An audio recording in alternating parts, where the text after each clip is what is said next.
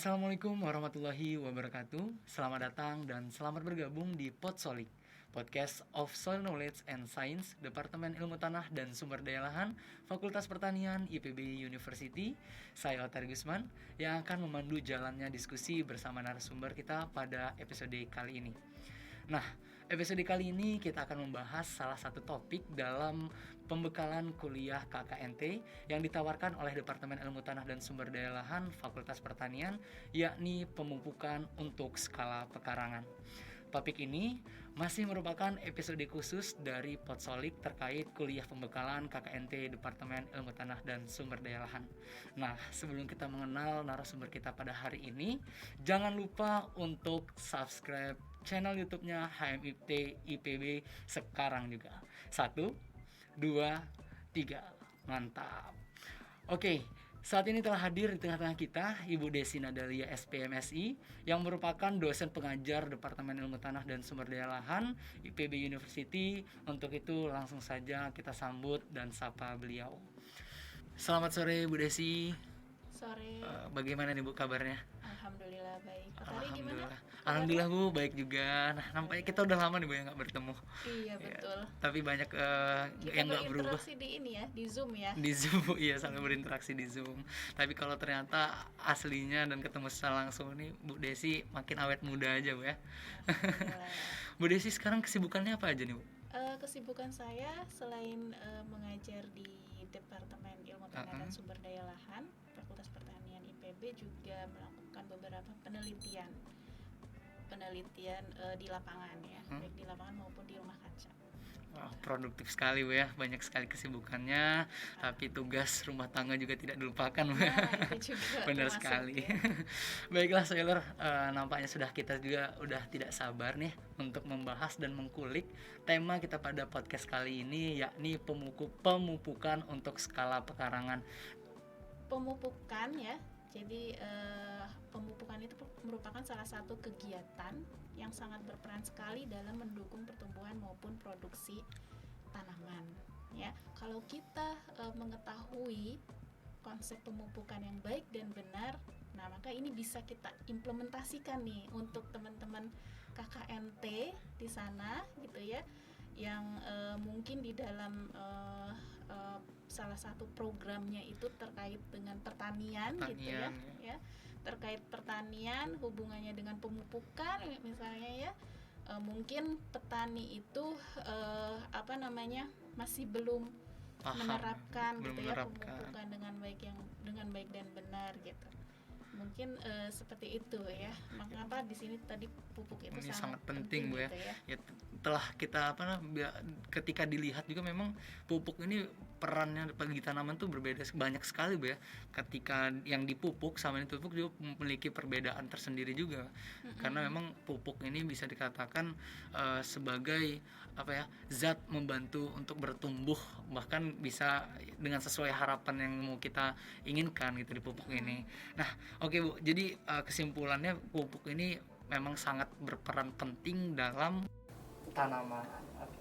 Nah Bu, kalau untuk skala pekarangan ya Bu, terkait dengan tema kita Bu, kira-kira di skala pekarangan masyarakat Bu, ada nggak sih dosis-dosis yang ditentukan? Mungkin bisa dikatakan dosis untuk pekarangan tuh berapa banyak gitu, mungkin ada perkiraan yang bisa disampaikan juga Bu terkait dosis tersebut. Jadi untuk memanfaatkan pekarangan itu ya, kalau misalkan pekarangannya itu masih berupa tanah gitu ya, masih berupa tanah yang bisa kita tanami gitu. Nah, mungkin alangkah baiknya ya nanti untuk mahasiswa KKN itu perlu diperhitungkan ya, perlu diperhitungkan kira-kira berapa pupuk yang harus diberikan gitu ya. Kemudian pupuk apa yang harus diberikan gitu. Nah ini harus disesuaikan juga dengan karakteristik tanaman yang akan ditanamnya. Ya, harus sesuai tanamannya, tanahnya juga ya, kebutuhan tanamannya, kebutuhan hara untuk tanaman yang akan ditanam. Karena kan tanaman itu berbeda-beda ya kebutuhan haranya ya. Gitu. Nah nanti bisa dicari juga karakteristik tanaman, kebutuhan tanaman terhadap hara yang diperlukan gitu ya, kebutuhannya berapa. Nah dari situ kalau misalkan kita sudah tahu gitu ya kebutuhan tanamannya, kebutuhan tanaman untuk haranya gitu ya. Nah kemudian disesuaikan juga dengan kondisi tanah yang ada di situ gitu ya. Mungkin mahasiswa ilmu tanah khususnya ya ini sudah tahu harusnya ya. Jadi melihat dari beberapa karakteristik tanah gitu ya, karakteristik tanah misalkan dari pH gitu ya, dari pH, kemudian dari tekstur yang bisa kita amati langsung di lapangan. pH kan bisa kita amati ya dengan menggunakan secara kasar sih, memang dengan menggunakan pH paper misalnya ya, dimana kalau misalkan pH-nya itu di atas 5, nah ini kemungkinan ya ketersediaan hara yang diperlukan oleh tanaman itu cukup gitu ya, tersedia gitu ya. Tapi balik lagi harus melihat dari kondisi karakteristik tanamannya gitu ya. Nah biasanya untuk tanaman-tanaman pangan ini ya memang dia sesuai atau cocoknya itu pada tanah-tanah yang ber-pH tidak terlalu masam gitu ya. Nah itu bisa sebagai salah satu karakteristik tanah yang harus kita lihat terlebih dahulu gitu ya. Dari pH-nya pH-nya bisa seperti itu. Kalau misalkan pH-nya masam, misal kurang dari 5, nah ini perlu ada tindakan terlebih dahulu misalkan dengan pemberian kapur ya, pemberian kapur ya, dan bahan organik terlebih dahulu sebelum kita tanami. Nah ini juga teknik-teknik seperti ini kalau misalkan kita tahu misal pH tanahnya itu masam gitu ya, kita tahu itu harus diberikan kapur, diberikan bahan organik, tetapi mungkin alangkah baiknya itu dibiarkan terlebih dahulu ya, dibiarkan terlebih dahulu agar pH bisa menjadi naik terlebih dahulu gitu, baru kita tanami. Berapa lama tuh Bu ini? Nah mungkin sekitar 1 minggu itu bisa ya, 1 minggu atau 2 minggu sudah bisa tanami sudah tanaman bisa ya? ditanami tanaman. Itu alangkah baiknya seperti itu, jadi tidak langsung gitu ya. Nah jadi pemberian dosis ini juga melihat dari tanamannya, kemudian dari tanah di pekarangan tersebut. Nah baru bisa diperkirakan dosisnya seperti itu ya. Nah juga dilihat dari luasan pekarangan. Itu harus kita konversi, karena kita harus tahu dulu nih kebutuhan hara, misalkan kebutuhan tanaman tertentu, tanaman A ini kebutuhan N-nya ini 100 kg per hektar gitu misalkan ya, 100 kg per hektar. Nah ini kita harus sesuaikan dengan luasan pekarangan itu. Luasan pekarangan berapa meter persegi. Nah itu harus kita konversi ya, karena konversi tadi 100 kg per hektar itu kan 100 kg per 10.000 meter persegi, sedangkan pekarangan yang kita punya ini hanya berapa meter persegi gitu. Nah itu harus kita konversi supaya berapa pupuk yang harus kita berikan sesuai dengan luasan pekarangan itu ya. Jadi tidak efektif dan efisien. Betul. Ya. Jadi efisien itu pupuk yang diberikan tidak terbuang. Benar. Dan bermanfaat. Kemudian efektif, pupuk yang diberikan memberikan pengaruh yang besar. Kalau terlalu banyak memberikan pupuk juga bisa menjadi racun Bu ya bagi tanamannya. Iya, bisa menjadi racun bagi tanaman. Ya kalau misalkan tanaman itu memang membutuhkannya tidak terlalu banyak ya. Dan juga tanahnya lama kelamaan itu akan rusak juga. Gitu ya, karena untuk pemberian pupuk dosisnya anorganik terlalu banyak gitu ya. Bisa merusak tanah juga Bu ya. Iya. Ya, jadi dilihat tadi berarti 3 Bu ya garis besarnya. Yang pertama dari tanahnya, kemudian dari tanamannya, sama dari luasan pekarangan tersebut seberapa banyak atau seberapa luas itu. Baru bisa kita dosis ini kita perkirakan berapa yang cukup untuk kita berikan gitu ya. Nah, itu kalau misalkan lahan perkarangan masih berupa tanah gitu Masih ya. berupa tanah. Nah, kalau misalkan Iya. lahan pekarangannya itu sudah disemen, Di kan semen. ada juga kan yang kayak gitu Iya. ya, itu disemen. Nah itu gimana? Itu masih bisa kita usahakan juga untuk memanfaatkan pekarangan ya, Oh, iya. dengan Pot paling banyak. memanfaatkan pot, Iya. polybag ya, atau botol-botol bekas juga bisa gitu kan. Nah itu juga nanti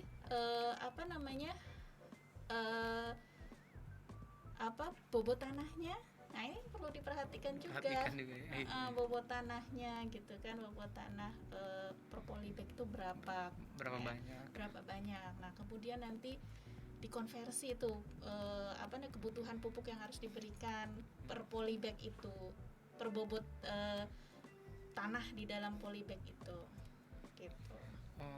Jadi Iya, karena kan kalau mahasiswa ilmu tangga kan sudah mengetahui ya, kalau misalkan nih ya, kebutuhan N-nya tadi yang saya sebutkan itu misalkan 100 kg per hektar. iya. Nah, kalau misalkan bobot tanah di dalam polybag itu ya misalkan 5 kg. Ya, 5 kg. Nah, ini berapa kira-kira pupuk yang harus diberikan? Nah, Harus kita ini harus juga, kita hitung Bu ya. Iya, 1 hektar bobot tanahnya berapa? Ya, 1 hektar bobot tanahnya berapa? Nah, dari situ nanti kita bisa konversi ke bobot tanah yang 5 kg. Sebetulnya bobot tanah yang di dalam polybag ini harus kita mengetahui bobot tanah dalam kondisi kering mutlak ya, BKM gitu ya. Tapi kalau misalkan kita ber-KKN kan kita mungkin tidak bisa menetapkan kadar air tanah itu sendiri ya. Iya. Mungkin jadi bisa mendekati lah gitu ya, menggunakan bobot kering udara gitu. Wah, menarik sekali ya teman-teman semua, bahwa memang ketika kita bertani di lahan pekarangan, itu kita juga melihat juga kondisi di pekarangan rumah kita itu seperti apa, entah itu sudah disemen atau masih berbentuk tanah. Kalau berbentuk tanah, hal yang perlu kita lihat tadi yang telah disampaikan oleh Bu Desi, yakni dari segi tanahnya, tanamannya, dan juga kondisi luas pekarangan tersebut gitu. Nah, tapi berbeda juga halnya ketika pekarangan tersebut sudah disemen. Kita bisa memanfaatkannya dengan pot, polybag, botol-botol bekas. Wow, luar biasa sekali, menarik Bu. Baik Bu Desi, masih berkaitan dengan pupuk nih Bu. Kira-kira Bu, kita kan nanti kan mau KKN di desa nih Bu. Barangkali warga desa ini belum tahu terkait tentang bahan apa saja yang bisa digunakan untuk membuat pupuk tersebut Bu. Siapa tahu bahannya ada, ternyata tidak tahu kalau bahan ini bisa dijadikan pupuk. Nah, mungkin Bu Desi bisa menjelaskan kepada kita semua, termasuk sailor yang berada di rumah dan yang masih menonton video ini, terkait bahan apa saja yang bisa dijadikan untuk pembuatan pupuk. Silakan Bu Desi. Oke, ya. Bahan-bahan yang bisa dijadikan sebagai pupuk ya, kita bisa manfaatkan limbah-limbah sampah rumah tangga gitu ya, sampah-sampah rumah tangga. Tentu harus dipilih juga sampah organik sama sampah anorganik gitu ya. Nah, untuk sampah-sampah rumah tangga yang bersifat organik itu yang bisa kita manfaatkan sebagai pupuk gitu ya, baik itu untuk dijadikan kompos gitu ya, atau bisa juga dibuat pupuk organik cair gitu. Nah, ini nanti bisa sebagai salah satu untuk bisa mengurangi biaya yang dikeluarkan untuk pemeliharaan tanaman pekarangan itu ya. Jadi kita tidak mengeluarkan biaya lagi untuk pembelian pupuk, atau bisa mengurangi biaya pembelian pupuk gitu. Pupuk. Iya. Nah, itu tadi selain sampah-sampah rumah tangga juga bisa kita manfaatkan tuh sampah-sampah organik seperti daun yang sudah jatuh dari pohon. Nah, terus juga sisa panen. Nah, sisa panen. Nah, biasanya kan sisa-sisa panen itu digunakan sebagai pakan. Nah, bisa juga itu sisa-sisa panen ini kita manfaatkan gitu untuk pembuatan pupuk, ya, pupuk kompos maupun pupuk pupuk organik cair ya, atau pupuk kompos atau pupuk yang padat dan lain sebagainya. Iya. Jadi menarik Bu ternyata bahwa sampah rumah tangga pun bisa menjadi pupuk.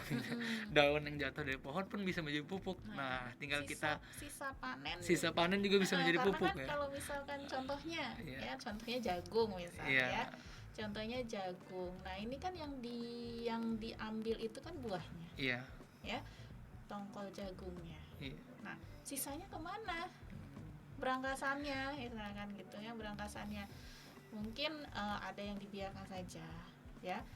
Nah, ini bisa kita manfaatkan untuk dijadikan kompos, atau bisa juga kita kembalikan ke lahan. Ya, kembalikan ke lahan sebagai bahan organik, ya.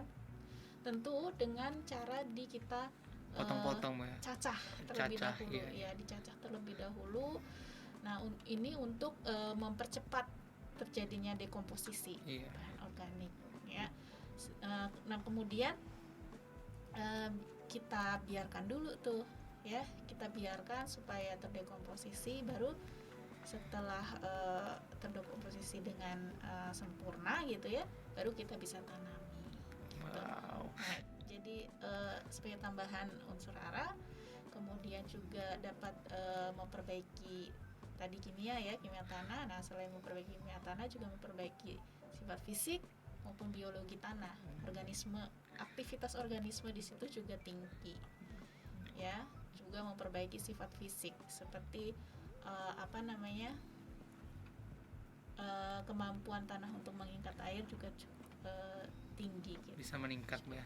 Wow, menarik meningkat sekali Sailer terkait bahan yang bisa kita gunakan untuk pembuatan pupuk. Nah, mungkin ini bisa diimplementasikan kepada dari kita kepada masyarakat juga, untuk memberitahukan bahwa ternyata sampah rumah tangga, daun yang berjatuhan, dan juga sisa panen ya, sisa panen bisa dijadikan pupuk organik ataupun pupuk cair, bahkan pupuk padat pun bisa ya. Oke. Nah, Bu, sekarang nih Bu, di zaman milenial nih Bu, masih banyak sekali pemuda maupun pemudi yang dia tertarik di bidang pertanian ini Bu. Salah satunya bertani dengan cara hidroponik. Mungkin Bu Desi bisa menjelaskan sedikit nih Bu, terkait tentang hidroponik ini seperti apa? Jadi hal yang terpenting terkait hidroponik ini sebetulnya adalah nutrisi ya, nutrisi untuk media hidroponiknya itu sendiri. Kalau untuk teknis hidroponiknya sudah banyak informasinya di luaran sana ya. Tinggal kita pilih saja teknik yang mana yang sesuai gitu. Nah, di sini untuk nutrisi media hidroponiknya ini biasanya kan kita menggunakan larutan yang pupuk yang dibuat pabrikan gitu ya. Pupuk yang dibuat pabrikan. Nah, itu biasanya kan harganya mahal gitu ya. Harganya mahal untuk skala ini rumah tangga gitu ya.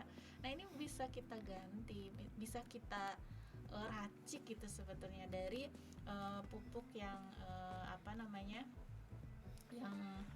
yang biasa dipakai untuk di lahan ya, dan juga harganya bisa lebih murah, cukup ekonomis gitu.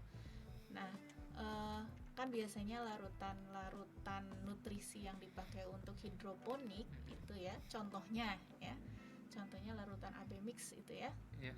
Larutan AB mix ini kan kandungan nitrogennya itu kan sekitar 180 mg per liter kandungan nitrogennya. Nah, kita bisa manfaatkan pupuk yang beredar di pasaran, misalkan pupuk NPK ya. Pupuk NPK dengan komposisi 15-15-15 ya. Artinya kan 15% N, 15% P2O5, 15% K2O gitu ya, kandungan hara yang ada di dalam pupuk NPK itu, pupuk majemuk ya.